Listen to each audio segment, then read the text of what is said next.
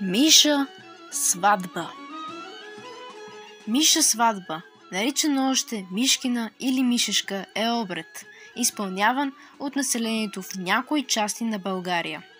Досега е регистриран в отделни села от Троянския дял, на Стара планина и в Странджа.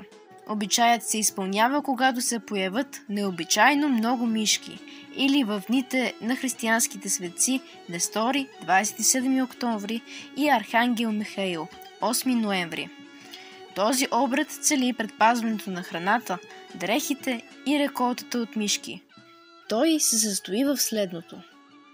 2 жени, задължително с еднакви имена, улавят една мъжка и една женска мишка и ги определят като младоженци. Поставят ги в кошница, обличат ги в сватбени дрехи и някои от свидетелите на сватбата стават кумове, девари и зълви. Цялото село се събира на тази церемония и под съпровода на сватбарска музика изнасят младоженците извън границите на селото. Вярва се, че по този начин след мишките младоженци ще тръгнат всички домашни и полски мишки. Народът ни има много поверия за мишката. Например, ако мишка мине през разкрача на човек, ще го сполети нещастие. Ако в къщата са се навъдили много мишки, значи някой от домочадието краде.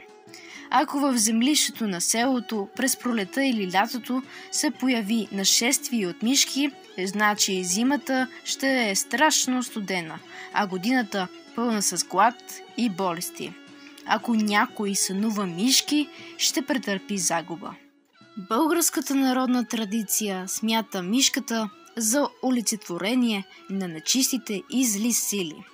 Според преданията, мишките и всички зловредни насекоми и влечуги излезли от корема на дявола, когато свети Георги го побил с меча си. Народът вярва, че душите на всички превъплатени нечисти мъртъвци, както и всички останали демони, могат да се превръщат в мишки. За да бъдат умилостивени мишките и прогонени от селото, народът ни е отредил няколко дни през годината за почит на мишките, наречени миши празници.